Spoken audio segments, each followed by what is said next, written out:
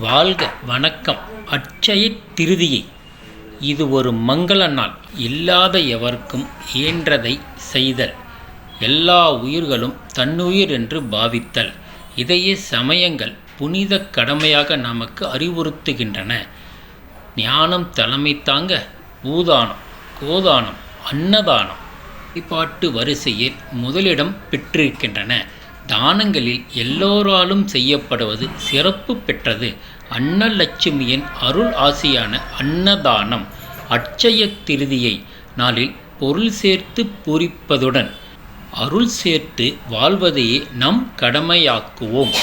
நீராகாரம் தந்து தாகத்தால் தவிப்போரை ஆறுதல் படுத்துவதும் பசிப்பினி அகல அன்னதானம் செய்தலும் மோட்ச வீட்டின் திறவுகோலாகும். இது அட்சய திருதியை நமக்கு உணர்த்தும் நன்னெறி. அனைவருக்கும் அட்சய திருதியை நல் வாழ்த்துக்கள். வாழ்த்தி மகிழ்வது S. Sathyanarayanan, Subramaniam jewellery shop, Namakkal.